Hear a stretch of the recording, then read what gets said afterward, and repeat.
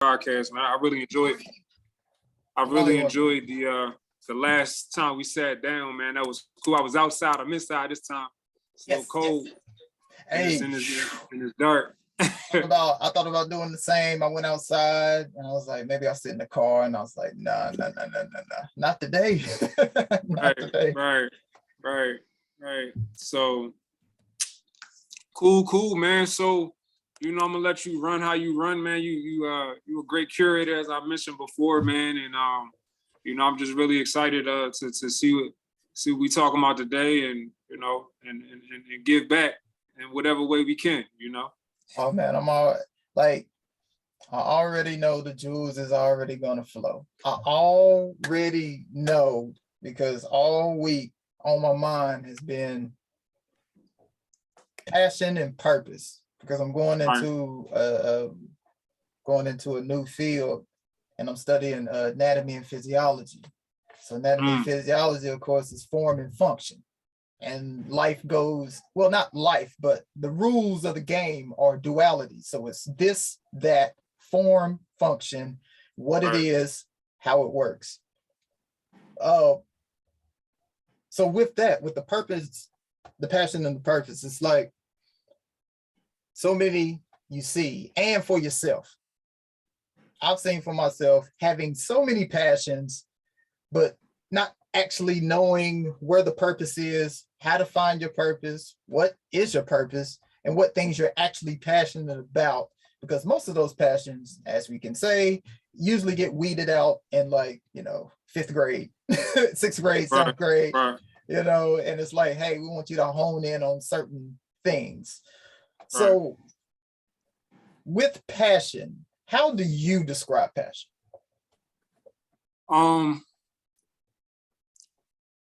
Passion, these are the things you were committed to without being told. When you're passionate about whatever it is in your space, you're drawn to it, and you just do it, right? And it comes natural.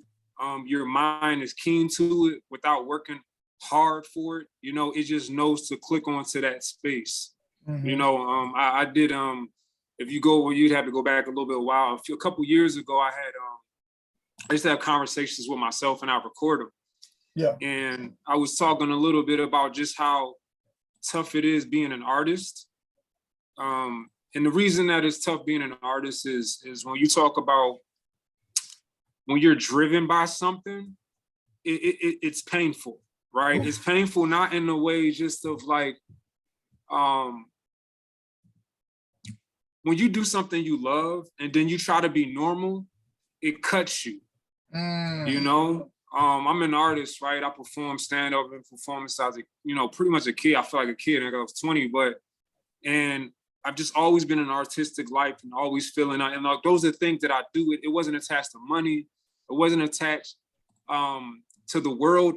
It wasn't even attached to fame or anything like that. I just wanted to be involved with art. My body moved that way. Yeah. But then there parts of life happen when you have a family, and then you try to be normal and try to go in the box of what people say life is. You need to have a wife and kids, and you need to have a house, and you need to, so you may step away from the art the way you know it, and it cuts you deep after a while, because you may go live that whatever normal life for a little bit, but then after a while you're like, I'm still being drawn to who I truly am. And I think that's what I think about, when it comes to passion. These are the things that you just do, man. Yes. You don't, when we in the barbershop and we kicking and we talk about, we passionate about sports or whatever, we're going to do this if nobody's there. We're going to argue about these things regardless. Regardless if somebody's listening. Before there was a Shannon and a Skip, you know what I'm saying? There was a Lou and there was a Sean, you know what I'm saying, in the barbershop or whoever. So, those are things you just passionate about. And I truly believe Skip is passionate about debating. You know what I mean? He just happened to put himself on a platform where he can get paid millions of dollars to do it. So I think, that's kind of where I go along with what I believe passion is. That passion. Now, when you speak of, those times where you may have to, you drift away from that passion, in what ways did you see that passion manifest itself, whether as a comedian or an entrepreneur? How did it manifest itself outside of that natural state of I'm on the stage? Well, when you're in normal life, I'll call it civilian life, right? Like, it's Veterans Day, right? So shout out to all the veterans out there.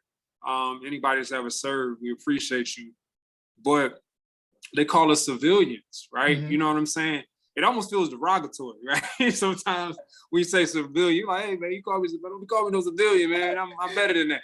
But what they're saying is this is a fraternity, this is a sorority that very few people understand. Mhm. You know what I'm saying? Yes. So when they come into life, into a regular life and they try to get back, it feels different. Yeah. It's a different flow. And that's why some people go back and like become reserves, because they still want to be attached to that feeling. Yes. That vibe, that environment, right? So you try it and you say, okay, I'm a normal life. I love my family, I love my kids and all that stuff like that. But the application is totally different, right? So now when you're playing with your kids, like you're playing hide and seek and you're doing games that still make you feel like you know what I'm saying? You out there, so you find different ways to manifest and give you some type of feeling, but you can never get that feeling because that's their stage. Yes. You know what I'm saying? That's when they're in their uniforms, when they're in boot camp through, into the desert or wherever they're stationed and they're with their folks. That's their stage. That's how they perform. So it still can manifest in normal life, and we try different ways to be creative. But it's still tough. Yeah. You know what I'm saying? It's tough, like when you're truly that. So manifest in different ways, and I still find ways to find humor in daily life, of course. That's what we do, because humor gets us through things. But I'm so analytical that sometimes I'm breaking things down 3 or 4 steps ahead, and then, I know I can't communicate with people in the way that I truly want to, as I can when I'm standing outside a comedy club 2 a.m. talking to other Neanderthals like myself. You know what I mean? So it's different, but we find the ways to manifest it. But it's always going to be, as you talk about that duality, that dichotomy, that juxtapose of like, okay, this is here, this is here. You try to merge the two. Sometimes they work together, but it's always that little bit of friction there, negative and positive. You know what I'm saying?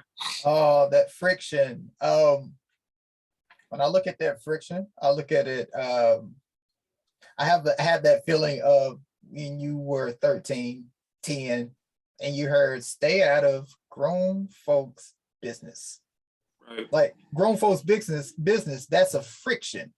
Now at that younger stage, you say, that's not fair. I want to be in on this. I'm passionate, just like you're passionate, but that purpose is different. We have different purposes. Also when you're young, and also whenever you grow into this or grow out of it, that those purposes change. Your purpose may be, hey, I like watching this show just because I like to watch it.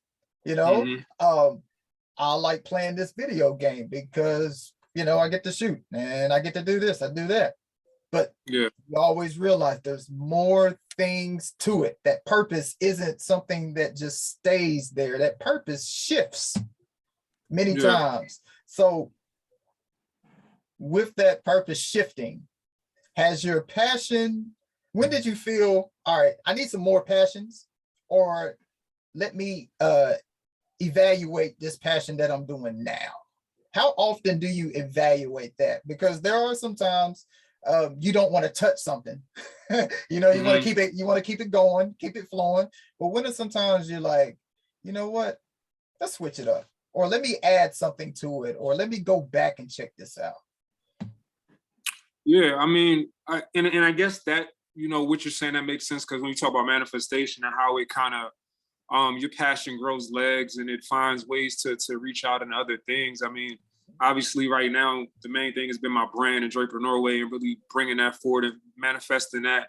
But those are also things where I feel like it's still a creative space, so it's like my passion is like the funny thing about like even stand up was something where it was like it felt natural to go into that lane because from a very young age, I was watching Bugs Bunny. I was watching, you know what I'm saying? And I was mimicking him. And I was like, and then as I got older, it was Eddie. And like, you know, it just watching things and I just like emulated. And it was just always, I would just always morph myself into something that felt, you know, I didn't know it was artistry at the time. It was just like, I like the way Bugs Bunny thinks. Like, why can't he outwit Elmer Fudd? You know what I'm saying? Tasmanian Devil. Like, he can outwit anybody, anytime. You know what I'm saying? Stuff of that damn tortoise. But, but as you get older and you kind of progress, and you're like, okay, when you do have other things that you start to see in your peripheral, like, okay, well, I want to write too. I want to write, and I want to write something that could change the world in a different space, right? And that's why you got comedians now, like you see Insecure. A lot of that cast is built of comedians or comedic artists, right? And then it's manifests itself in a different way. And now, but you also see the drama in it, right? So just because it's comedic, because there's a sense of drama in comedy as well, right? So because you have to have that pain there to bring forth, when we talk about, you make jokes on, you know, we talk about bills and stuff like that. Like when we talk about bills, it's funny when you talk about, but when you think about them bills sitting on your kitchen table, right? Like if you can't pay them at that time, that shit hurt. You know what I'm saying? So it's so many different ways, and that's why I love the art of, you know, just stand up and performing, because you get to do so many things, but it really shows is progressions in different lanes, man. And I know I'm kind of deviating a little bit from what you're asking me, but go ahead. But the manifestation is, it's like, to be analytical as you are, you know, as an artist in this way, you start analyzing all parts of your life in that way. You know what I'm saying? So when I see, like last time you was on the show, I point out, I was like, man, I can see your shoulder was blocked on the last one. You had pieces, you know what I'm saying? And stuff like that. So it's just like the analytical thing. It's like, I just see too much sometimes. You know what I mean? It's like, I just see too much. And then that's why I say, like, that pull of it sometimes gets tough, right? So I don't know, man. It's a weird space to be up here. You know what I mean? Especially when you go into the, like, you know, that 9-to-5 world, that stuff like that, because you're around people that don't operate in that way. They came there for a check. They came there to do good and work their way up in the company and all that stuff like that. And you hear, like, I can do that too. But my vision, in my mind, this is not my primary, you know what I'm saying, job. This is my primary source of income, but it's not my primary job or but my primary purpose and what I feel I should be doing. Yes. Oh man, the passion and purpose, like putting those things together, because when you have that passion starting out, it's like, I want to do this. So when I was young, I would say I wanted to be a teacher. But I had teacher pegged as from a student's point of view. And then as you get older, you see other teachers, you find out, you know, you can go to school to be a teacher. You can teach at job sites. You can teach Job Corps. You can teach at the community center. You can do all those sorts of things. So what would you have any guidance for anyone who is passionate about entrepreneurship, but maybe due to some past failures, they're like, you know what? I don't know if that's actually my passion. Like, for yourself, how do you continue?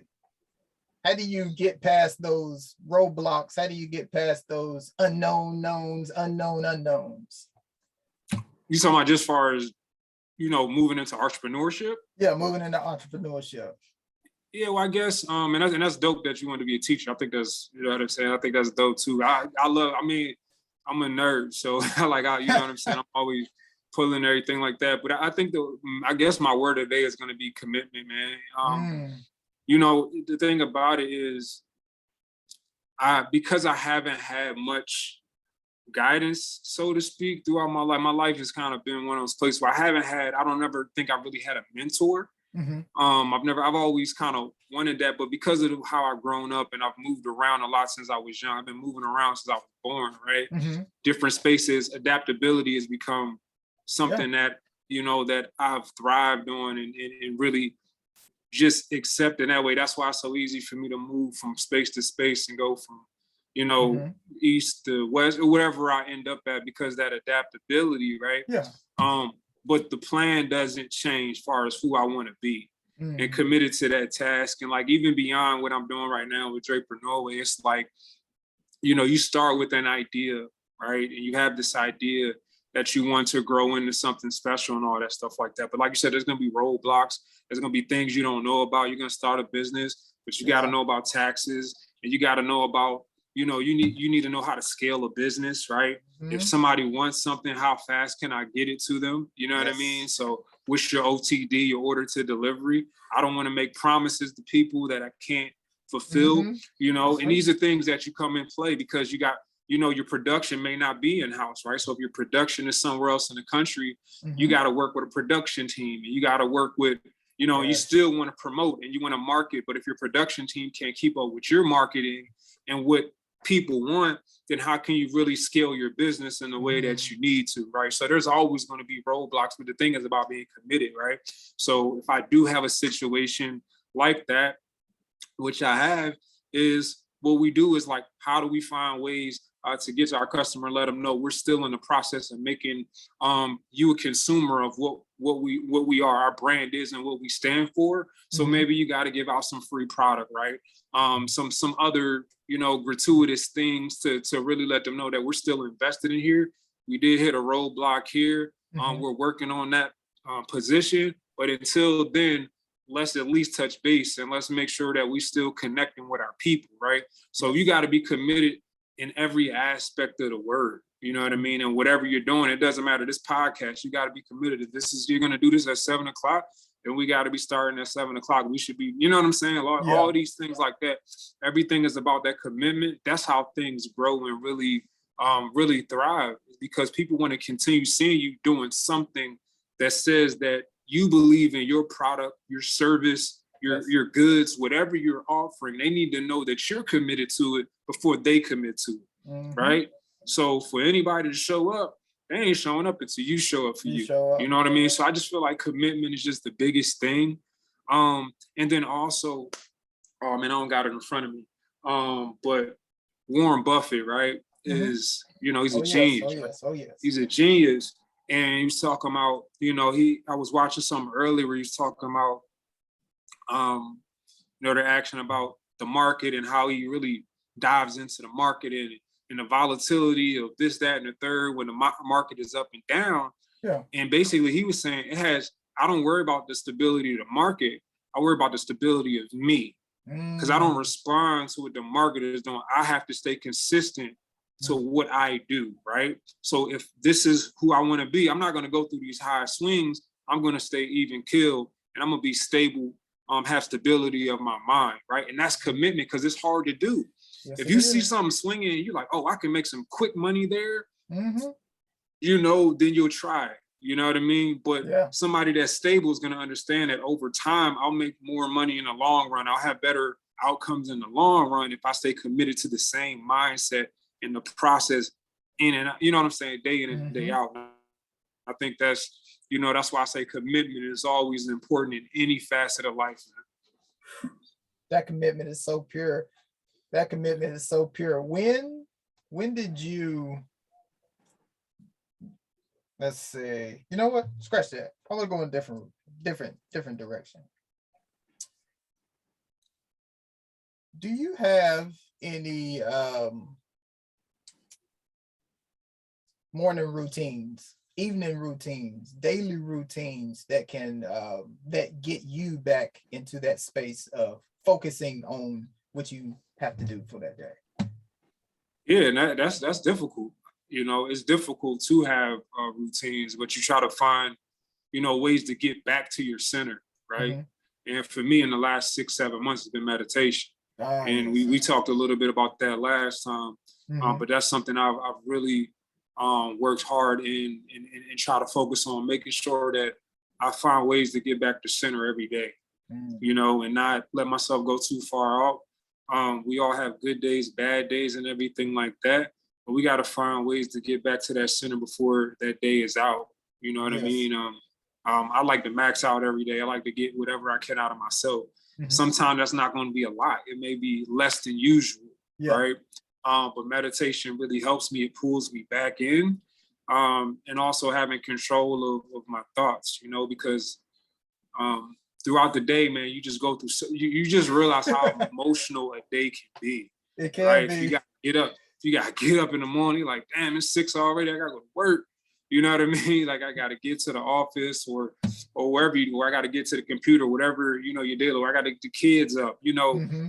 Some days it's a struggle, man. And I find that meditation has been something for me recently that I've really, you know, try to work on too and commit to that so that I can have an overall outlook. You know, I'm burning incense now, you know what I'm saying? Hey. I burn incense and, you know, lighting sage and, you know, things like that. But I think the meditation has been really important for me. I've been, you know who Muji Baba is? Muji?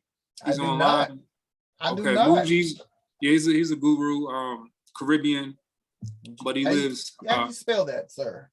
It's Mooji. Muji. If you put in Muji, you'll find him. Okay. Baba is that's what they call gurus and stuff like that. But he's been somebody, man, that's been instrumental, like listening to his podcast and his wisdom, and just, you know, because we just fight with our mental so much, man. Yes. And like this year I found out the hard way how the mind can affect your body, right? You know, I've been injured before, you know, knee stuff or whatever like that, leg tore my Achilles before like that, but I never had, you know, anything mentally that affected, you know, my body or how my body operates. And I've kind of had some of that this year. And like, once I realized that how powerful this really was beyond just reading, but just focus and awareness and, you know, just finding that space to really control how your body flows throughout the day, man, it really changed, right? So it changed me in a different way I never expected, right? So, and then when you get that rude awakening, you're like, okay, I got to do something, right? Because I don't want to be that. So I really took a meditation. I do it. I'm not the greatest at it yet. I'm still working through it. It's one of those things, but every day I try to come back and meditate. And sometimes it may be 5 minutes, right? You know, just to get that woosah. I think you told me last time, you said you take 5 deep breaths or something like that.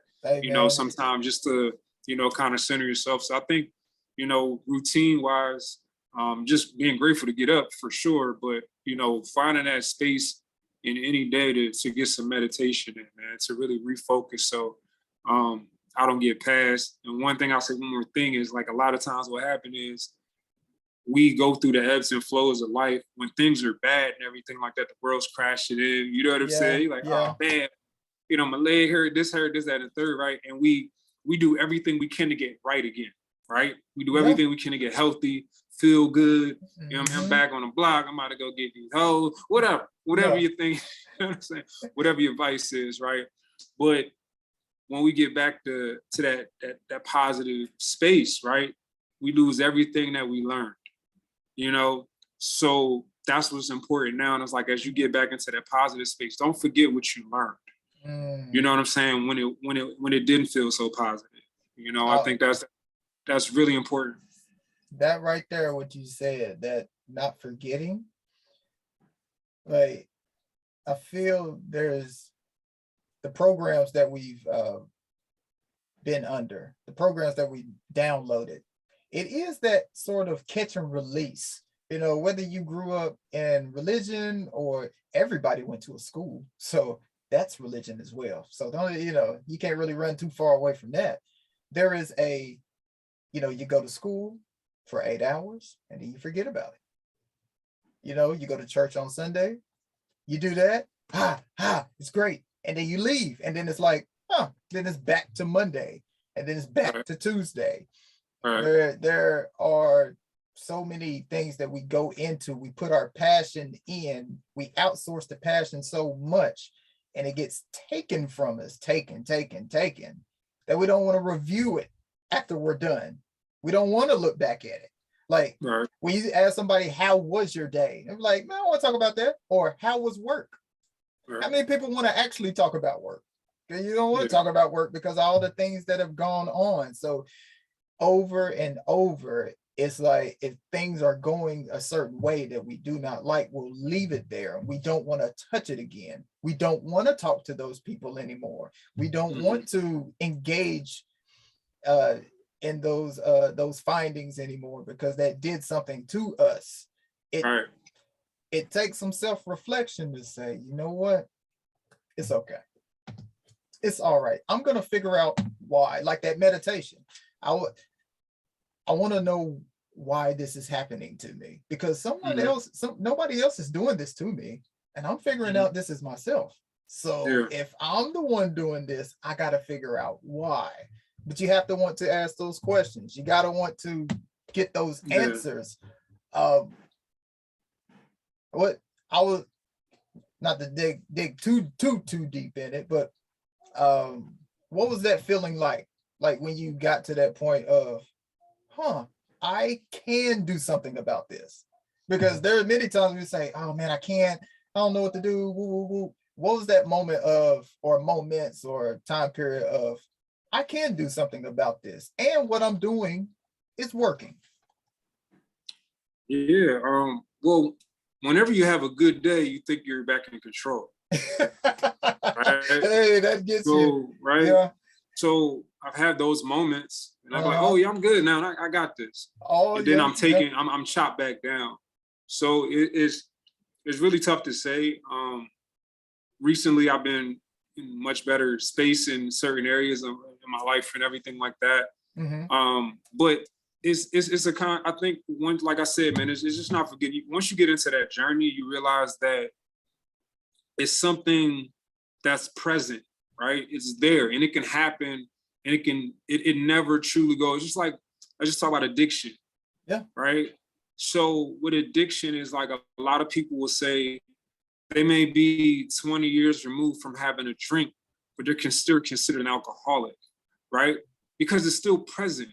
Yeah. Because you may be around them people and you're like, yo, I don't want to go to the bar because that can tear down this whole 20 years, right? I don't want to go to this party because I know what type of environment it's going to put me in, right? So when you're in that journey, it's always present. So we never completely, that's the one thing is understanding you never completely have control of everything, right? You have to be present there with it, you know, so that you can say, I need to navigate through this and make sure that I'm doing the right things to keep me in a certain space, you know, mentally or whatever that is that you're, I don't want to say vice, it's not a vice, but whatever that you're dealing with that's present with you. But it's a journey, man. I don't know that I have the answer today for that I can say I got, you know what I mean? I don't, you know what I mean? Because that'd be one of the things I'd be like, oh yeah, I just, you know, I squashed it. You know what I'm saying? Or Oreos eat Cool J cookies, you know, I crush them like a jelly bean, you know what I mean? But like, it's one of those things where you really have to understand that it's present. That's how I used to like look at my jobs, right? I had jobs where I would be out in the field, no manager present. But I never operated like that. I always operated like my manager was there with me, or a supervisor was there when I had them type of jobs when I was out in the field, or I had a lot of autonomy, because I wanted to make sure that I was operating in the same capacity. So I was still maxing out and doing the things that I would be if they were there, because we know if somebody's there, you're always going to act in a certain manner. So that's how I look at it. I look at, you know, that thing that's there, that present, I look at it like a supervisor, like it's there, you know what I mean? And like, but also too, you try to tap in, you be like, why is it there? You know, those are the things you're like, why is it there? Okay. You know what I mean? It's there for a reason. How do we tap into those things? And so I don't have the answer yet. It's a journey. You know, it's a journey. It's a journey for all of us, and everybody's dealing with something different. I haven't really, you know, this is you may be the only person I've talked to about anything close to this anyway, remotely close to this. So I haven't really, especially in a public space, I don't really talk too much, and I'm okay with this. I'm not saying I'm not okay with it, but this is that's fine. So, but everything is all about a journey, and finding that space day in and day out to find your center, man, and that balance, that harmony, finding those good vibes. You know what I mean? We met in a booth. We always talk about music. So, music is always something that's significant in your life. And that's why if you look at most of my videos, 9 out of 10 videos that I'm in probably got music playing in the background. I'm probably singing R&B. You gotta you know what I mean? Always, you know what I mean? I always got music going on.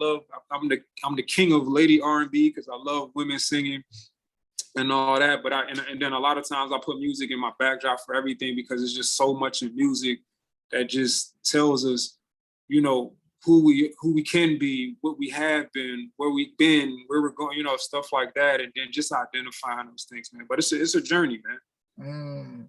That thing about music, I've really gotten into breaking down the lyrics, and not just breaking down lyrics the way I used to, whose bars are hot, with great stuff and whatnot. Yeah. Turning songs into affirmations. Looking at it that way, that's strong. Like Lil Wayne's song "Go Getter." I'm no quitter. I'm a go getter. When you look at those lyrics through the song, literally it's affirmations all the way down. It's nothing but affirmations, positive affirmations, things that you tell yourself over and over and over again. Absolutely, mantras, yeah. Those those mantras. And the beautiful thing about that is connecting that to all the songs I used to listen to as a kid. Right. The songs that I used to listen to, those were the thought forms that I would put into my mind and go on about my day. Like, you can think about all the music you listened to in the 90s, 98. I'm pretty sure if you were listening to DMX around 97, 98, 99. Yeah, it was a hell of a year for music, especially hip hop. Like, it was crazy. There had to be something energetically about yourself that you adapted to. You were like, I like that. I want to sing that because when I sing that song, I feel a certain type of way. Yeah. You know what I'm saying? So 98 was crazy. 98, I'm just thinking about Jay-Z when he dropped him and it's crazy. My gosh, I'm thinking about Def Squad. That's like, it was crazy because we were younger back then. I was like, man, it's like, I don't want to be old, but sometimes I'll be like, man, it was certain years. If I was a certain age at that time, it'd have been bananas, man. Like, it'd have been next level. But yeah, 98 was crazy. 14 years old at that time. I was a little bit too young. I couldn't bump that I couldn't bump that Cash Money and Lil Jon the way I wanted to.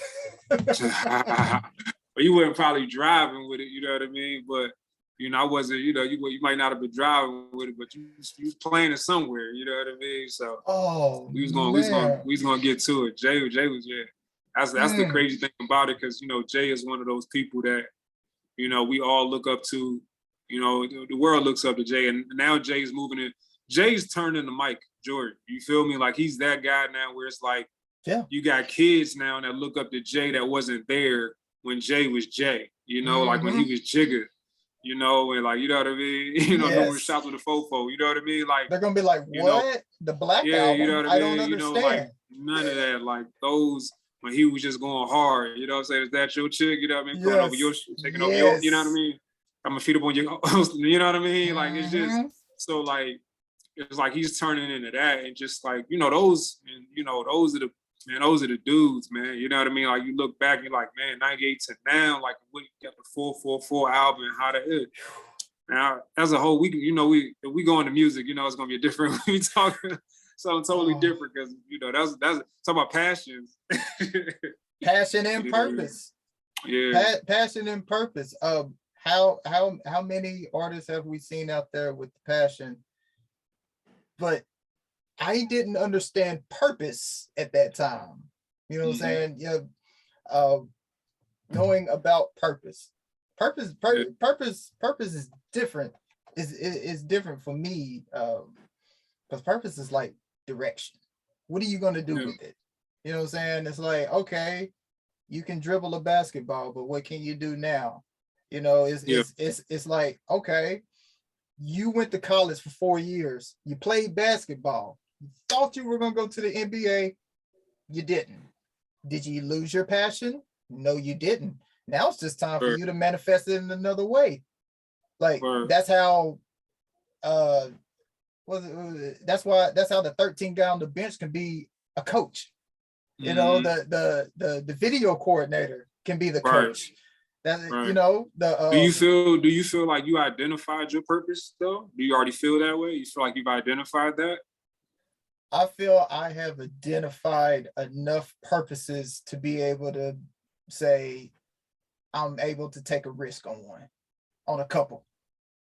Like I would say I've gone through the process of figuring out my purpose or purposes in general.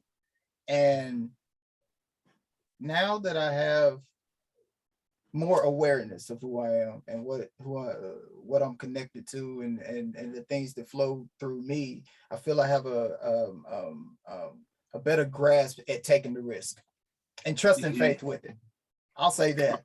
Do I know my exact purpose? I'll be like, not too much, but I do know enough that I can take the risk for it. And I look at that and I say, as of right now, shit, I'm gonna go with that. Because I remember when it wasn't that. It was, I'm not gonna take the risk because I don't know. Now it's just like, you know what? I do know. I do know some things. There may be some things I don't know, but you know, we can dive into the unknown all the time. I feel like purpose can drive your passion. You know, like it's like when you become passionate about something, you may hit a certain level, and not even a certain level, and I don't mean just success, but a certain level of understanding. Right? A lot of that comes with time on earth. You get a certain level of understanding. Your purpose becomes more clear. You said, man, that's why you have guys now where like KD, right? Kevin Durant, right? My favorite basketball player, right? And people get mad at him for not being the basketball player they see he should be, right? Yes. Or operating the way they feel he should be, right? Yeah. When he just wants to play basketball, he doesn't always want to talk a whole bunch of crazy stuff at press conferences. He just really cares about basketball, right? And he also has things that he does off the court that he cares about, right? That have become purposeful. Yes. Right? And just like you got LeBron that has the I Promise, right? So their passions, their purpose is driving their passions now. So they can do more. When you're worth 100, 200, 300 million, you have all this money now. What do you do with that bread? How do you manifest? There's nothing wrong with, hitting certain levels and making money. I think it's great, but you get to a point like, okay, what's next, right? Your body's going to betray you at some point. Nobody's played beyond 50 yet, right? Tom Brady is Tom Brady's doing some crazy stuff in the 40s, but like he on that Rockefeller tip. We gotta push the the goalpost back to 50 now. Nobody's played beyond 50, but the reality of it is I feel like purpose can drive your passion, and like, when you get like, I knew very early on that even as a performer and an artist and all the things that I want to do, everything was rooted on what I could give back to society, right? When I looked at Spike Lee early in my childhood and I watched Do the Right Thing, those and all the movies that even Mo Better Blues, I got older, like the movies made me feel something because they had a message and they made me feel, they put me into action, right? Whatever it was, he captured some type of experience and it called us to action. Yes, we understood, right? So there was a scene when Giancarlo Esposito's character get his Jordan stepped on, right? They step on his Jordans, he gets upset. This is within our own community, right? In Brooklyn, right?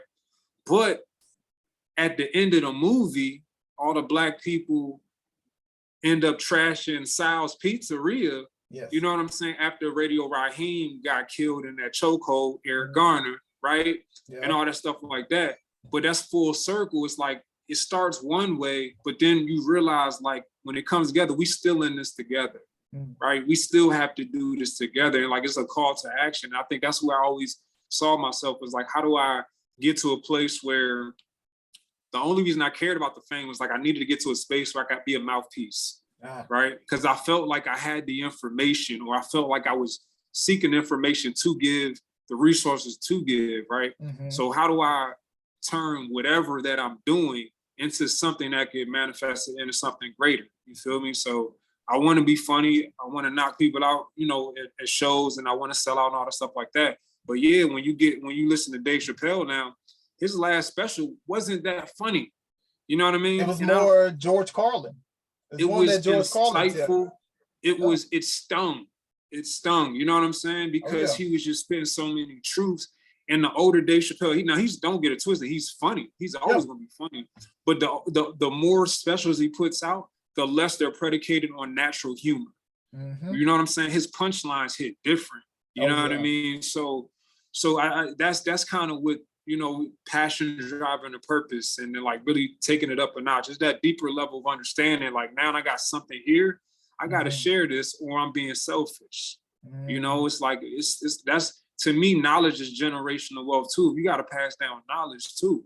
You know what I mean? If you're not passing down ways to put people in a position to pass down more, so that each generation is getting something and thriving, then, you know, it's selfish. So I think your passion can be driven by your purpose. And I'm still, you know, carving that out, what that looks like. I don't know what it looks like yet, but I think those are the things that really put me in the space of like, I think you kind of say, okay, this is the route I want to go down. You know what I mean? I was speaking on the passion with purpose, and the purpose feeling the passion. There's a book that I was reading last year. I finished it up this year, Basic Sigil Magic. I think it's Philip Cooper. And at the very beginning, you know what I'm saying, you know, talking about the magic and a magician and whatnot. And it was speaking on input equals output. And I remember writing it down a couple months back. And I also remember hearing a message from a young lady a couple weeks back when she was speaking on your spirit guides, your ancestor guides, God, goddess, universe, whoever you claim, they've been with you from the jump. They didn't just get here when you realized that they were around or you realized that they were real. So even in those times you was doing fuckery, they were right there with you like, we got you. You can do that fuckery. We're not going to send you to jail. Or you can do that fuckery. We're not going to take you out. We're not going to do that. So there were so many times that I put myself out there and I got those results and more. And as I grow older with the passion and purpose, the more you put in, the more you're going to get out. Now, you don't actually know what's coming out, that output as well. But she was giving that message of the more you take the risk, the more you're going to be protected. So I, with that passion and purpose, not always knowing so much of, like you say, that purpose of why I'm doing it exactly, or what for, or who for, you know, like I said, if you're in a business and you're selling apparel, some people go months toiling over who do I sell to, or who is my customer base, or who is my target? Who am I? Am I going to do it online? Am I going to do it in person or something like that? Putting in. And it's, you know what? I had the message of, as long as I go, if I just go and go do what I got to do, I'll pick up everything on the way. And that has been, it's a daunting task. it's power in starting, right? It's power in just starting, you know, and whatever process, just starting, not letting too many days go by without starting and saying, this is, you know, I can't, man, I do not like listening to some about two people. You know what I mean? I'm about to, like, man, just start it, man. You've been about to Yes. for 7 years now. You feel me? So it's like, there comes a point where it's just like getting started means everything. Mhm. And then not making everything like, so even though like I listen to a lot of meditation, I Mhm. listen to a lot of, different gurus that talk about spiritual practice, but also, mind and body and all that stuff like that. But Mhm. what I do is sometimes too, man, like you got to make things digestible for yourself, That right? is true. You gotta Because have it what for you. happens is people come like the thing about it, like just like you read some deep books, right? You got some stuff, man. I know you got some books back there. And I read some things and I watch some things, right? You can't you can't talk to everybody about what you've read, I don't. right? I It's just don't. you just can't, and it can be too much for people. Like in that, like you have to be around certain individuals to even bring up certain things. Sometimes you may drop something to somebody just to see how people budget, and they make something like, okay, I'm off that, right?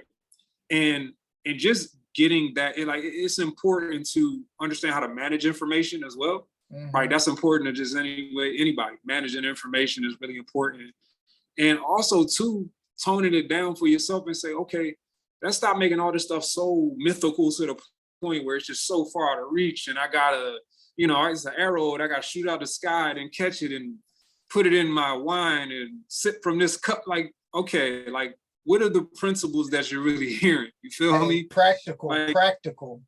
Be yeah, like you said, be like as how, practical as possible. yeah.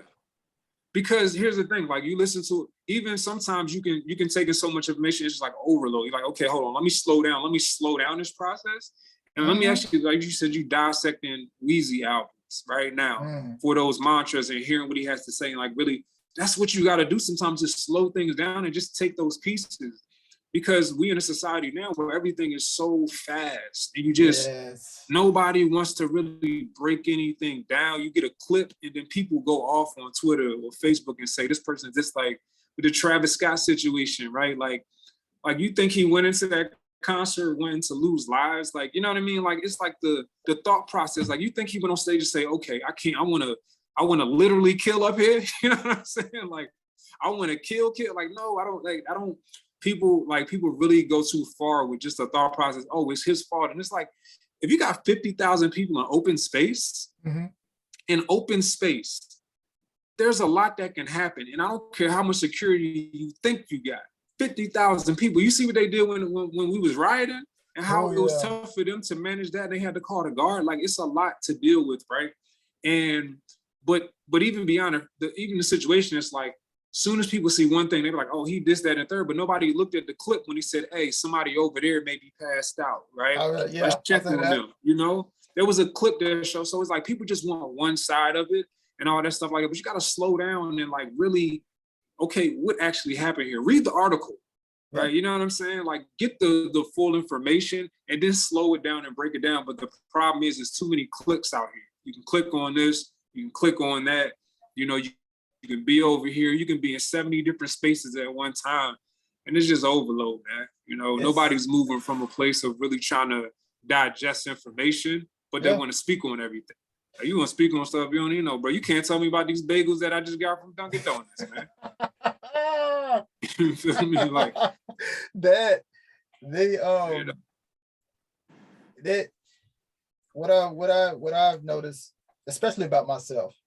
I learned this from Facebook, being in the booth, being in all types of social media love the groups, booth. They get so many shout outs here. Right. Twitter.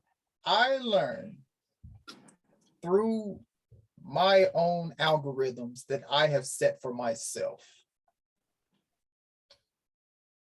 There are triggers that are within me that I didn't know back then that were ready to be triggered.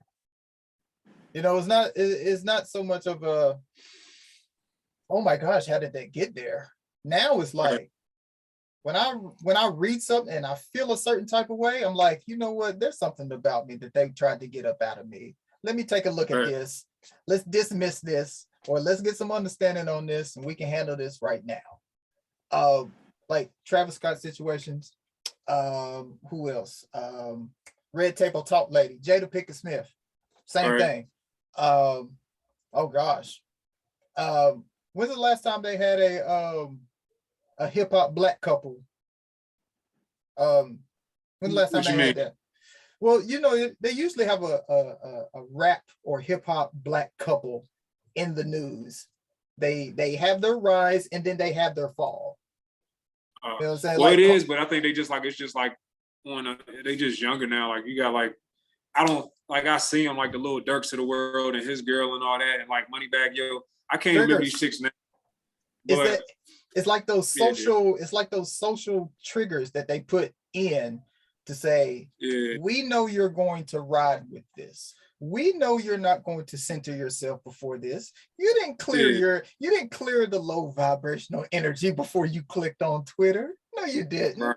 You didn't, Right. you know, one thing I had to do was breaking down movies. Breaking down movies was one of the best things for me that I never saw until I actually sat down, and just being able to break down a movie that isn't popular. I could post about it. No one's gonna listen or check it out or anything like that, but I'm just breaking it down for me to see what I can get out of it. Like I love watching a movie that I used to watch in the 90s and then watch it now, and then I can see my progression. I can see how now I can look at certain things and see, okay, that's a chakra story. Bet. Okay, they're talking about the mind and subconscious beings and stuff like that. And just those little things help me to look through the world. Like whenever you see certain news stories and things like that, I can see through it. I can take a breath and I can say, you know what? This is supposed to rile me up, but I'm not riled up. So I think I'm good now. I can, you know what I'm saying? I should be, but yeah. I should be, but I'm not. But on self-reflection, you've done it as well. Yeah, you have to get used to taking fouls. You have to get used to taking that contact, because if you're not used to taking that contact, when you get out there in the world and somebody says something, like you say, you're going to react all the time. If you react all the time, then how do you actually know what you're feeling? How do you actually know what's going on? Because you're always chomping at the bit. That's the thing where, but that's what like, but because you have, we just talk about, you have a deeper understanding, you know what I'm saying, at this stage in your life. So when you have a deeper understanding, you realize that like, that's, my energy doesn't go there.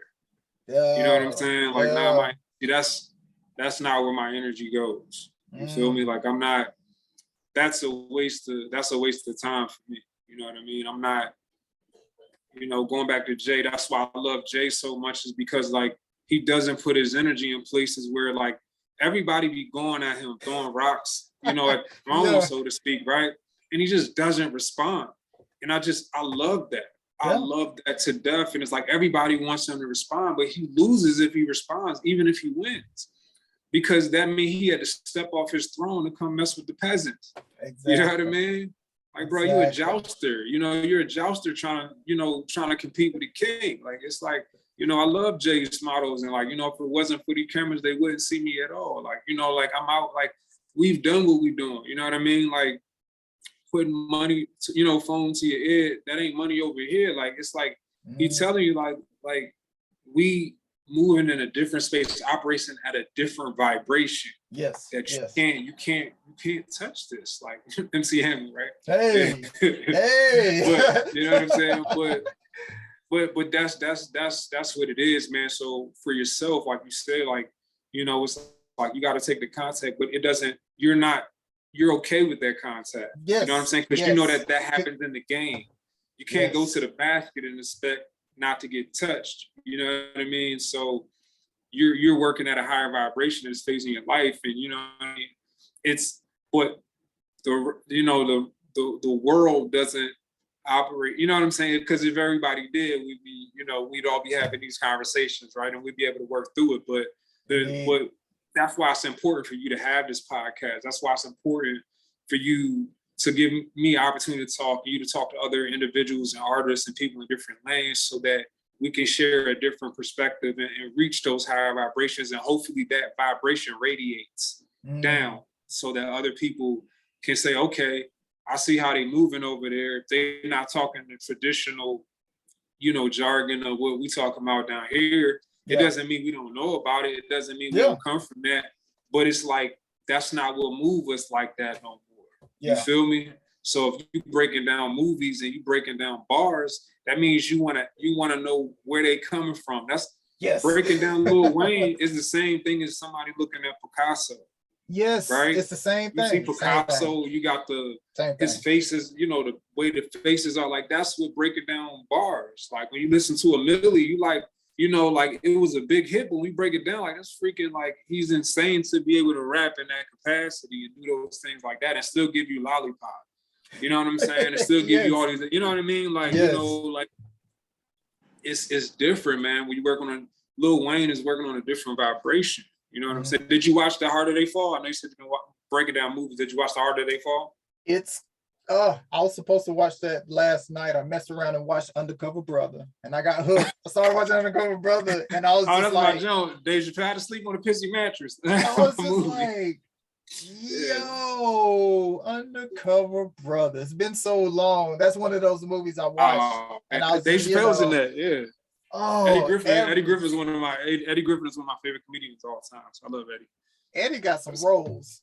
Eddie got some roles where I'm watching. I'm like, oh yeah, that's it right there. I'm like, oh yeah, Double Take. Double Take's one of my favorite movies. Would you say what? Double Take. Double Take's one of my favorite movies, man. Yeah. Him and Orlando. Yeah, my favorite Eddie Griffin movie is Foolish with Master P. That's my favorite Eddie Griffin movie. That movie. Let me tell you something, man. My aunt used to work at Blockbuster. He dropped 50 on that movie. He dropped 50. Man, listen, man. My aunt used to work at Blockbuster.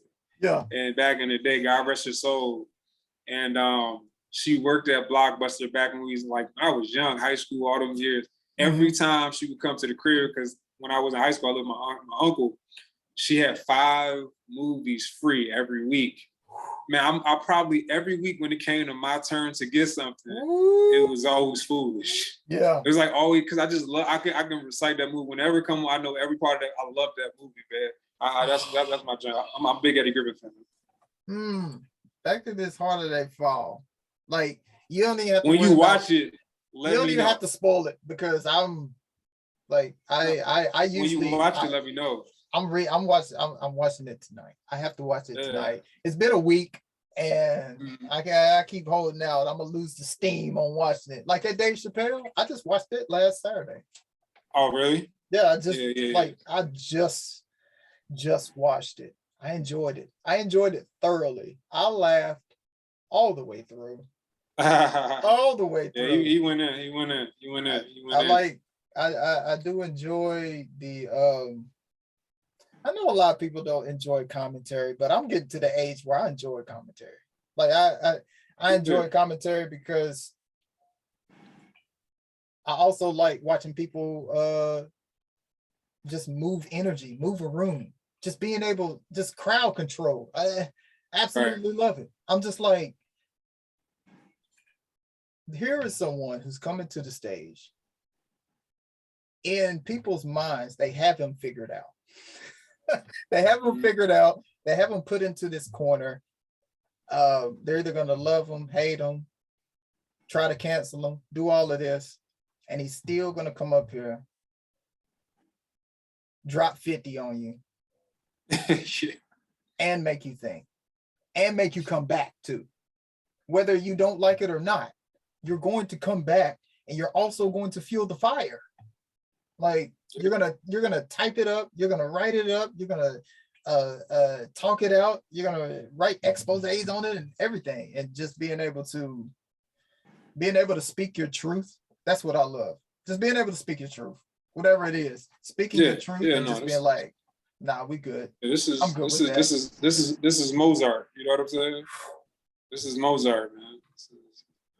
That's what this is. I like the passion that they put out. I look at it and say, man, that's the type of passion that I enjoy. I enjoy watching that type of passion. Like listening to you speak. I enjoy that type of passion because for me, I feel like that the purpose for me here is just to provide space. Like Right. I enjoy speaking my truth.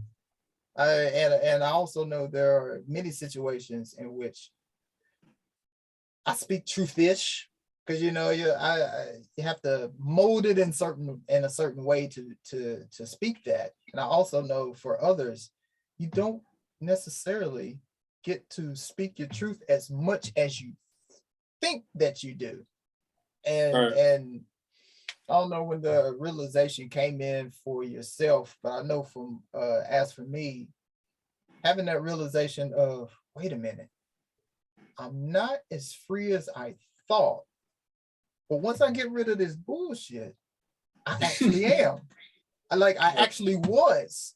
You know, that you get to break down those barriers of I never was or I always have been. Like never and always. So like two of those concepts that you really gotta get some understanding on, because when you don't, that Because they don't hold up. They don't hold up.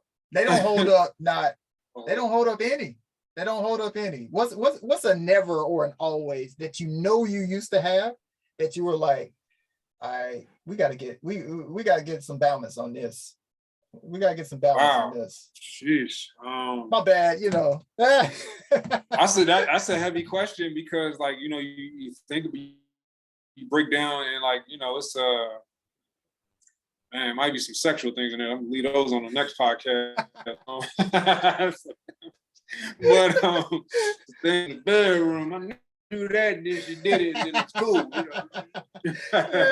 know? Ain't got licking nipples now. But never have I ever.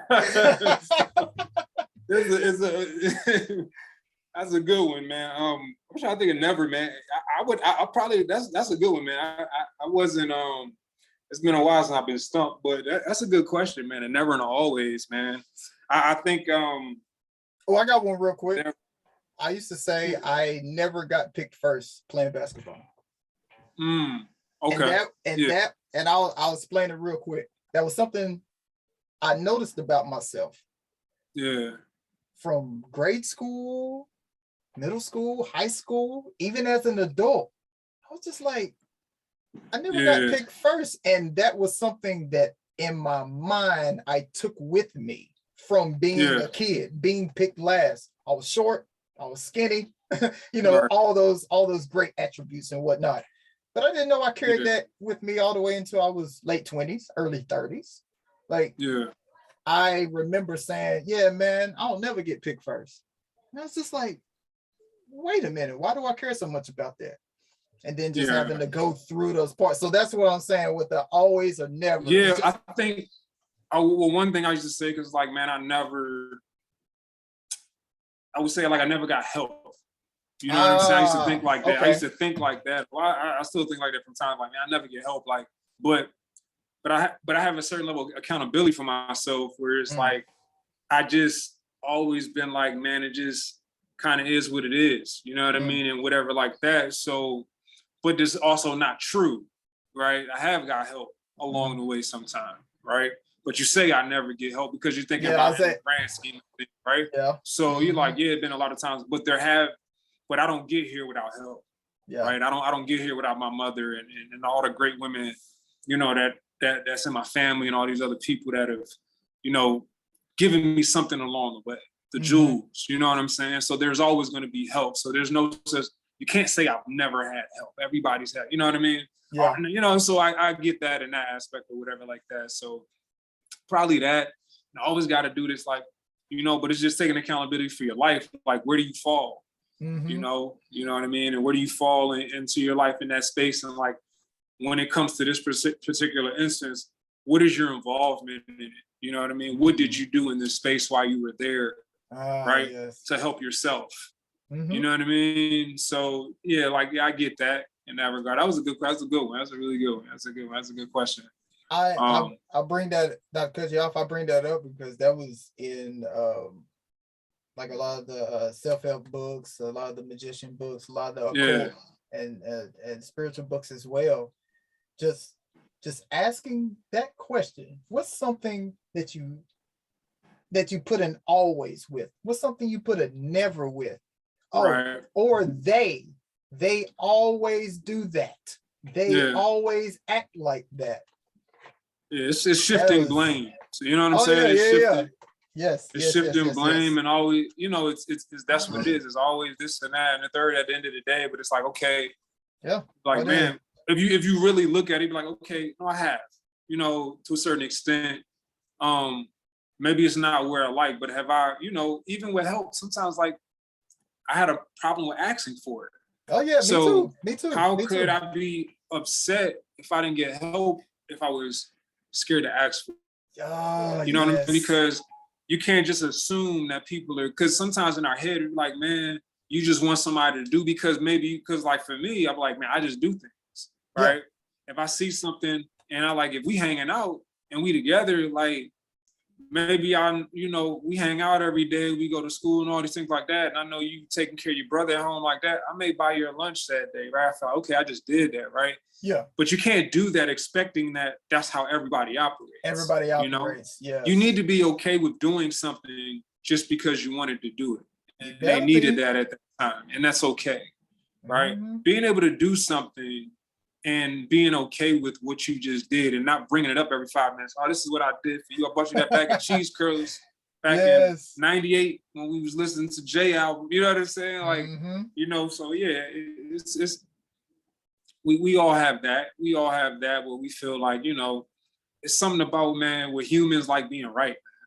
And when you get to a space, you don't care about being right no more, man, you different. You different. I wrote that down in my journal 2 weeks ago. Yeah. I wrote that down in my journal 2 weeks ago of it's okay if I'm not right. I'm okay if I'm not right all the time because it's my perception. It's my how much power is in that? How much power is in it, right? Yeah. Right. Like, what's the sometimes let a woman stop. Look, let me before you go. Go ahead. Try to argue with a woman when she's done and she's fed up, and you trying to be right, and she just say, okay. Woo, let a woman do that to you. It's a wrap. It's a wrap. You right, but now you right by yourself. You feel me? You right by yourself, and you going back to Ma Duke's crib because family. It's like, you know what I mean? Because when you see the thing about it, when you're engaging with somebody and you're getting that back and forth, and somebody trying to be right. Once you get to that space, I don't want to be right. I don't want to be right no more. You be like, you got it. Because you care. You don't care anymore. And that's when the power comes. Yes. That's when the power comes. Power comes when you don't care, you know, about being right and about being this and being that. And it doesn't matter. You're in the space that you're in. Right? Oh, yes. Oh, my gosh. That right is, especially with kids, like just observing, watching kids, my kids as well, just being like, that right thing starts way young. You know what I'm saying? Because when you were right, when you were 6, 7, 8, you got cosign with that. Cosign all the time. You're right. Of course you are. And then, you know, once you hit them stages, you got to start thinking twice about everything. So now you either fall into the part of you don't believe what you say, or you double down on it. And you say, I'm always right. And like you say, it's not always something that you got to look down upon, because that's also power too. And believing that you're always right puts you into positions, you know what I'm saying, to be in your destiny. Like, if that is a belief in oneself, but it's all about, do you have any balance on it? Like, are you balancing it at all? Can you breathe right? Like, can you eat right? Like, can you communicate with others? Like you said. But what do you get from being right? It's You know what I mean? What does being right mean? You know, if you're right, what does it mean? You know, at the end of the day,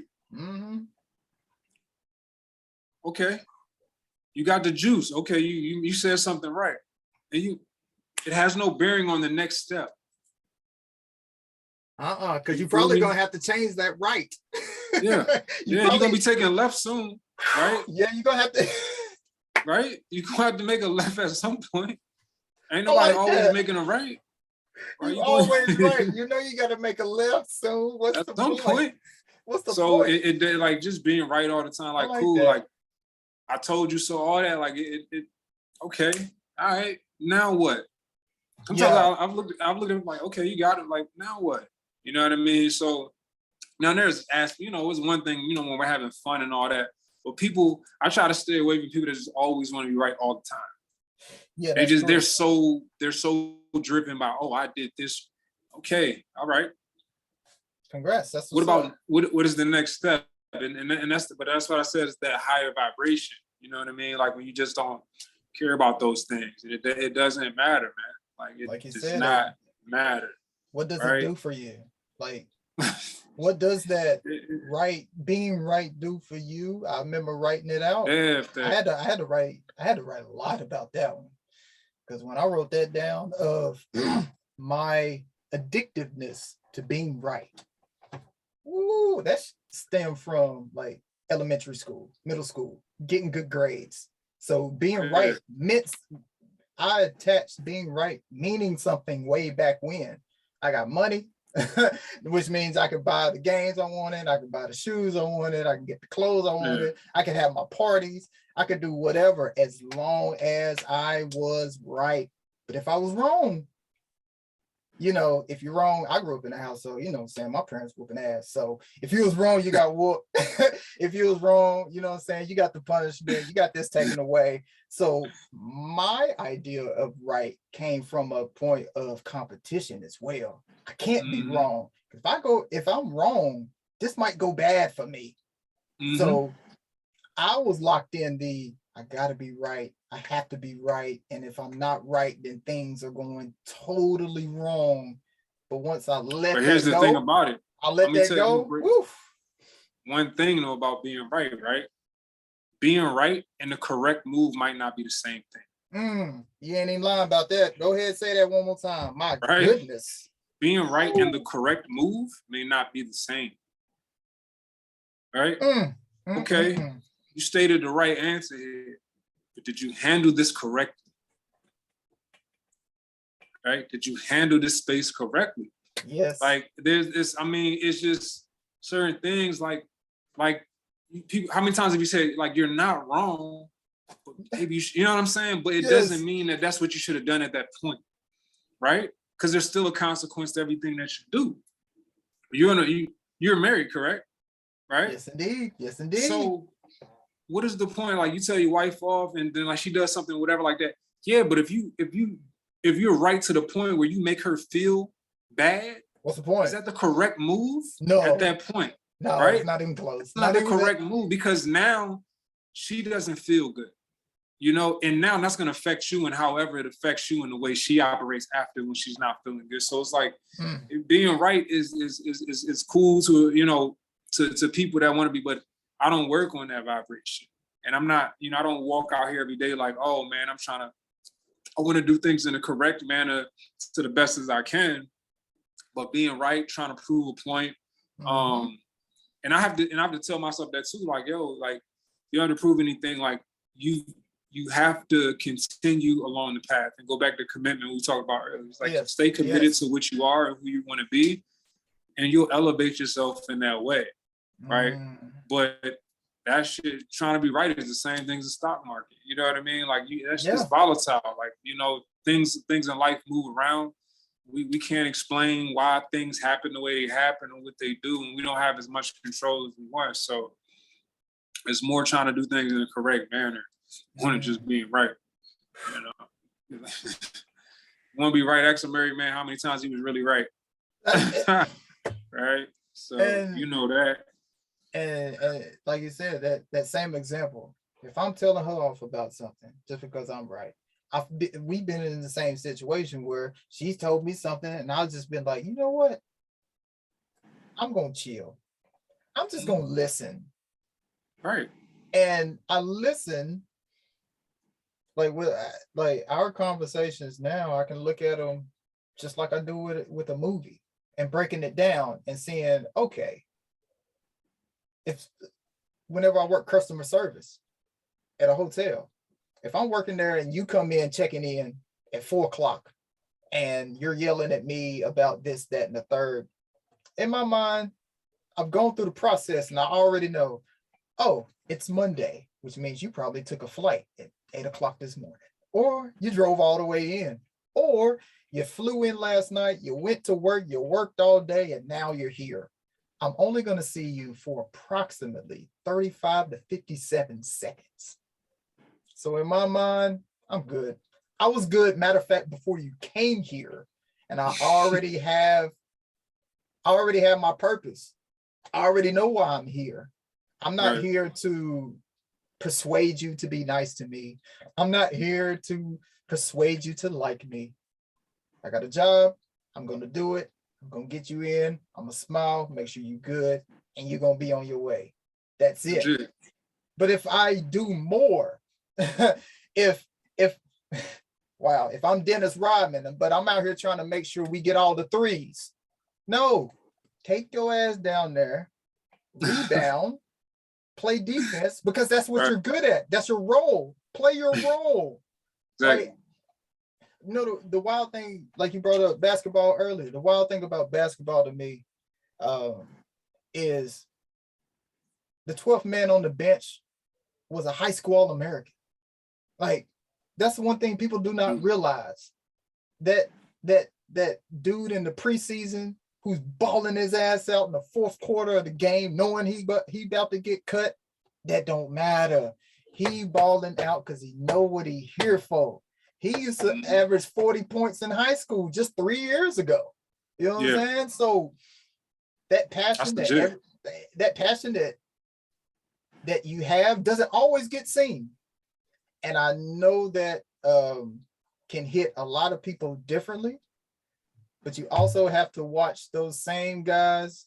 Those same guys are GMs in 20 years. Those same guys are working with the coaching office and the coaching staff and this and that. BJ Armstrong. Ain't nobody sitting out here talking about BJ Armstrong. It's going to the Hall of Fame or going to this or going to that. Jamal Crawford. Jamal Crawford ever going to the Hall of Fame? No. But look what he's been able to Seattle. manifest. Where you from in Seattle? He'll be out there in Washington. He damn sure going out there for sure. Like, there's like when you hear about Jamal Mashburn, you see Matt Barnes. I'm pretty sure everybody had Matt Barnes pegged as a certain type of person. Him and Steven Jackson. Right. But you're able to take your passion, like you said, and make that purpose make it work. That purpose will make it work because you know what you're here for. You know what you're here to get out. And when you can, well, there's only the percentages are, you know, and I think that's too, like the society, for some reason, people choose to be ignorant. That's true. Right. We live in a society now which people choose to have an ignorant way of looking at things. Like, there is a very, very, very, very small percentage of people that have true wealth. You know what I'm saying? Like, seriously, right? Yet, every woman on IG wants a rich man, right? So that's not normal, right? Everybody just doesn't have 600,000 in their bank account. Like, it's not normal. So everything is about a bag, or it's about a shoe, or it's about a dinner, or an event, right? Like you talk about it, like there's levels to everything, right? And what happens is it makes it tough on people, because I'm glad that Matt Barnes and Steven Jackson and guys like that have found a new life where they're probably going to propel higher than they were as players, right? Because as players, they were role players. Even though they had significant roles, what they can do now can manifest itself in a different way, right? But most times, people can't wait for people to walk in their role because they just want the end result. Oh yeah. Right? They just want that. And like that's where a lot of times I was inside that ignorant way of thinking. Like right now, like even with this podcast, like to me, like when I look at it like you got an opportunity to do something great and manifest it into something special, because I feel like you have the personality and all the things that you would want in someone that's leading a podcast, right? And I see a vision, right? But obviously there's other things that come into place, and sponsorship and all that, and streams and all that stuff like that. So right now, today as we speak, it may not all be there yet, right? And somebody look at it and bypass it. But I'm like, did you hear the messages that he was saying? All the things that like, these are messages that belong on a larger platform, right? But people have the ignorant thought process that he's not there yet. Nobody's there yet. Nobody starts there, right? Everybody has to kind of walk through their role and do what they can, right? Navigate. You know, we're in a weird time. We're in a really weird time. Like, you know, so it's a really weird time for people, because also too, like, I feel sorry for the people that haven't found the freedom to really be who they want to be, because they feel like they got to be something else because that's what society's asking for. I feel bad. I feel bad for people that don't really want that, but they feel they have to do that so that they can be a part of something greater, when they can actually have what they truly want and just building, you know, through their true thoughts and passions and stuff like that. So we live in a weird time, man. It's a really weird time. It's still great to be alive. You know what I mean? We have a lot, and I love having these type of conversations. But it's a strange time, man. People attack people. Like I said, we done talked about all the attacking. All like, people just don't know, man. They just don't know. So having these conversations where I feel like can elevate and kind of make it so that other people can have these conversations and say, you know, we can talk about other things. You know, we can talk about it on a higher vibration. You know what I'm saying? It's dope because I definitely know. I know what it was like when I didn't know too much of shit. Oh my gosh. Because even in just going through therapy and whatnot for myself, that always and never came up again as well for, back then, you know, wasn't nobody around giving me that juice, you know what I'm saying? Where's the OGs when I needed them, you know what I'm saying? And stuff like that. It's like, wait a minute. Right. All the information that you currently have was still there as well. It was on you, myself, to find the coding. It was on me, myself, to keep seeking. Because if I didn't seek like I didn't then, you're going to, like you say, the blame game. Blame. Lack of accountability, for sure. Lack of accountability. You're not aware of your own abundance. So you start to get nervous. You get real nervous. Nervous over simple things, you know? For sure. Oh, wow. When the last time you've been around folk who are nervous?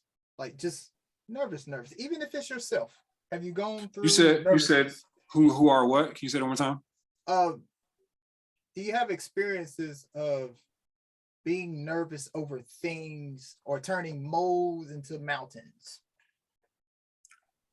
Last time I've been nervous. Well,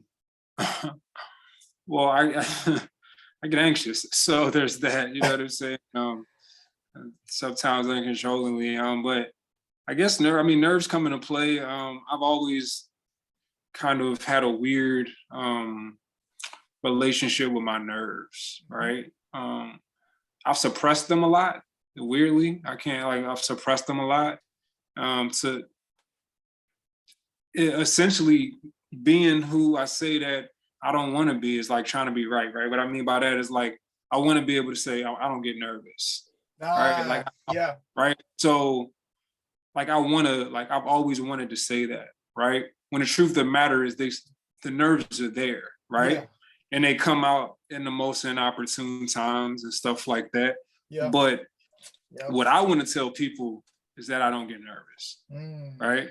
when it's not always true. And there are spaces or whatever like that where I feel like I handle myself accordingly. But nerves come, they come and they go, and they may, they show up in everything. Just like people get nervous for interviews and stuff like that.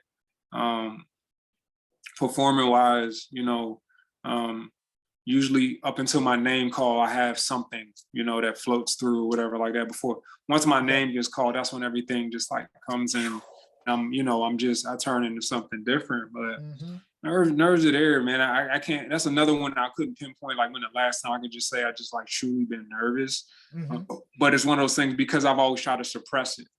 I've tried my darndest to, I've never wanted, my ego was too involved with a lot of things. And I never want to tell anybody I was nervous. I never want anybody to know that I'm shaking. I never want anybody to know that I'm not good. So whenever I'm going through something, I never want to show any sign of weakness. And to me, being nervous was a sign of weakness. And I'm not saying that it is, because I always tell people that they should go through every emotion. But for me, I never want to tell nobody I was nervous. You know what I'm saying? Like I've been in situations where almost got in, fights with guys and stuff like that. And you want to say you ain't nervous, but I've been nervous in those situations, and not necessarily because I was scared to lose, but it's just a feeling because you don't know what's next. It's an energy that comes through your body. Like, okay, we about to, whatever, and this could go any way. Right. Yeah. But yeah, man, I've always tried to suppress those things. Honestly, if I'm being completely honest. So they still flow through my body. Absolutely. And it's there. But yeah, man, that's one of those things I've tried to be right on a lot. Tried to be right on a lot, but being right in that case ain't really the move. I would say this, with the nerves and anxiety, that's definitely something I've been working through, writing down, journaling, meditating, mudras, mantras, affirmations, sigils. It didn't all the above. I was definitely able to pinpoint a little bit with dates, like going back with middle school. But there was a different way of looking at it from that I had learned about Miss Blue, Planet Remix. You look her up on YouTube, Miss Blue, also Brother Bilal. And she was speaking on through religion, school, those sorts of systems, you're always taught to analyze yourself for the negative. Find out what's bad so you can figure out how good you are. Right. And just another way to go into that was, what's right? Like what's right about you? Like, they always say, lay your hands on your body so you can figure out where the pain is. There was one day, she was like, how about you ask your body where the joy is? Ask your body where the faith is. Where's your excitement? Where's your love? Asking those sorts of things. And that's strong, yeah. It took me back to a time of, when was the last time everything went perfect? Or that thing that you were nervous about, like, because I was nervous of getting in front of crowds. I was nervous about speaking my truth. I was nervous about getting to people's emails or emailing somebody about something or inbox. And when was the last time you put yourself out there and it went totally fine? And I had to go back to the times of elementary school, middle school, where I felt safe to take a risk. And then after a while, you get older, you go through different things. You don't feel as you got to feel guarded. Like you say, pushing down nerves, suppressing nerves is like a second nature. Sometimes it feels like, because for myself, it was, I cannot let anybody know that I'm not what I'm putting out. I'm not. But you're not good, yeah. Like, because if you think that I'm not good, then maybe you won't be good, and I can't let that be on me. Like, I would take that on myself, which I also had to learn. I had to take it easy on myself. which is not Yeah. something that I'm not really used to. That's something Yeah. my father tells me a lot. Hey boy, you gotta take it easy on yourself. And I'm like, wait a minute, you the one that told me to Right. you don't want to taught me to stay firm and whatnot. So But you gotta find out like why. You know what I mean? why Like I why found out am I that so why hard on myself? Like why? You know what I mean? That's I the found crazy out. thing about it. Oh, And like that's you know that's another tough situation. Is like, you know, why do I have to be this? And like, and I think a lot of that too stems from how we grew up and oh yeah, in our environments yeah. and all that stuff like that. And obviously, there's always going to be the element of our melanin and, you know, and our, you know, what we grew up. Just society kind of breeds you a certain way, right? And you're like, man, why am I like this? Why do I care so much? Like, why did it take us so long to figure these things that these are things that affect us, right? Yes. Why did I, you know what I'm saying? Like I didn't, you know, I didn't address like even like situation with my father. Like it took me years to really be able to start talking to myself and like, yo, dog, you might got daddy issues, bro. You know what I'm saying? And like, you know what I mean? Like, you like, why you got? Because you know, you can't train yourself to feel that way, think that way. You don't. You know what I mean? When you're You young, you're like, don't. nah, man, I'm good. I'm fine. I'll be all right. You gotta go to work. You know, you feel me? They calling me. I got to go, or I gotta be on my next thing, or right. You know, there's so many programs that you have in your mind of how it could be.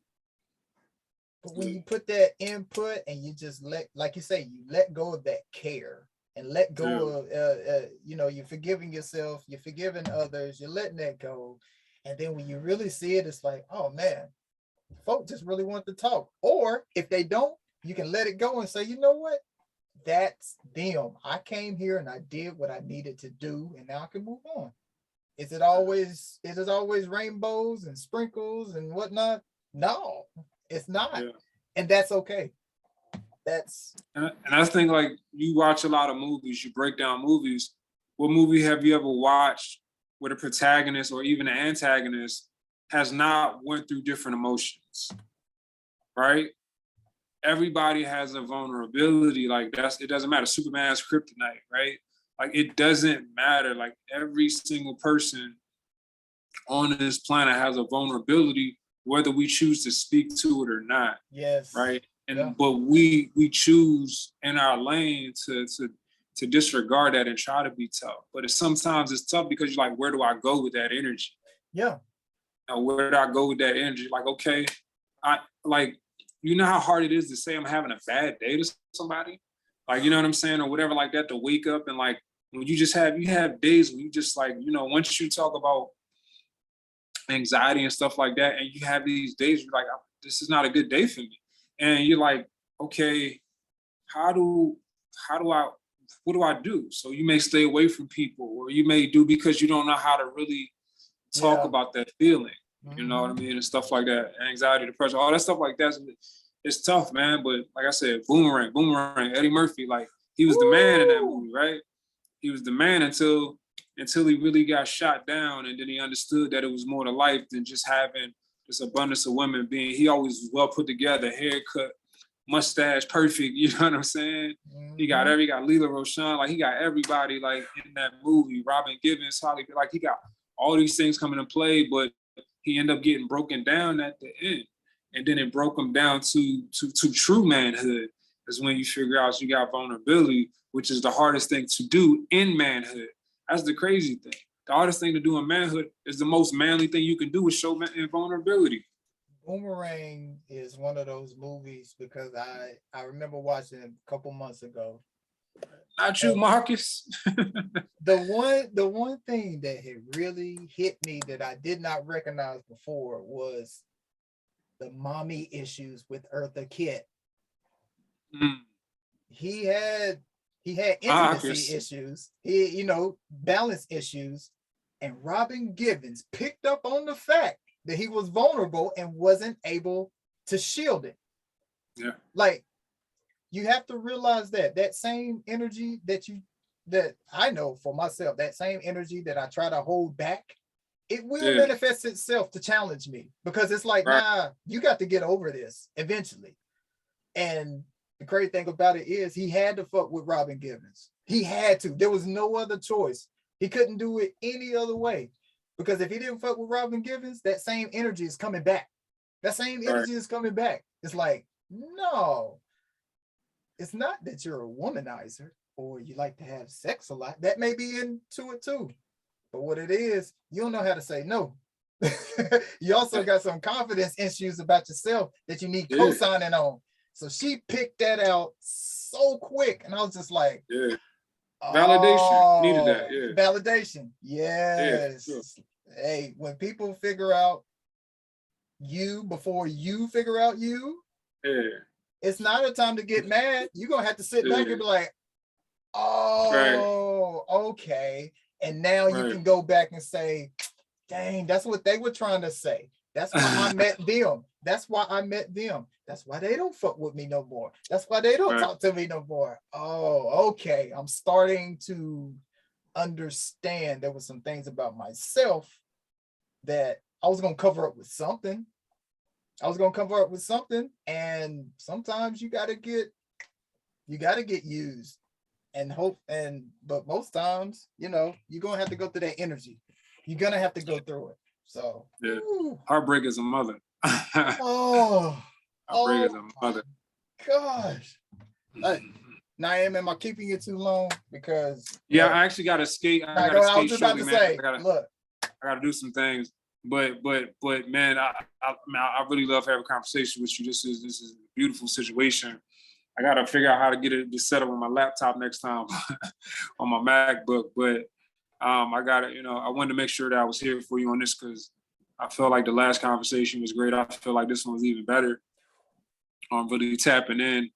And, definitely we're going to have to do something with these films, man. Maybe we have a film breakdown session or something like that. You got to let me know when you see The Harder They Fall and how you feel about that because there's so many there's so many things to kind of talk about that. You know what I would say? Start with that soundtrack. That soundtrack is amazing. That soundtrack to The Harder They Fall is love, man. And Lauryn Hill's on it. It's crazy. So I would definitely check out that. Yes. But nah, man, this has just been a blessing, man. I really love what you're doing here, man. And any way I can support, I definitely want to continue to do that. Thank you. You came on here, you let your soul open, and I appreciate that. I really do appreciate that because now I can go back and listen to this and make more notes. And then I know that I can increase my life just by listening to the things you talked about. And that's what I'm here for. And I appreciate that. Sure, man. It's been a pleasure. Like I said, reach out, hit me. We'll talk. I'm pretty sure we'll talk soon. In some capacity and everything like that. But thank you for the opportunity to kind of sit down, man. We're still working on the brand Draper Norway and trying to do some things. I told you, ironically, next year the goal is to branch out and to start putting some media out together, out into the atmosphere under the brand and really show some different aspects of what we can do artistically. So that's the next step for us right now. But until we get to that movie, we're just gonna take it a day at a time, stay committed to the task. Will do. All love, all respect, man. Keep doing it. And you will. That's it. You will. Have a good one, Niem. All right, peace, man. Appreciate you, brother. Have a good one, man.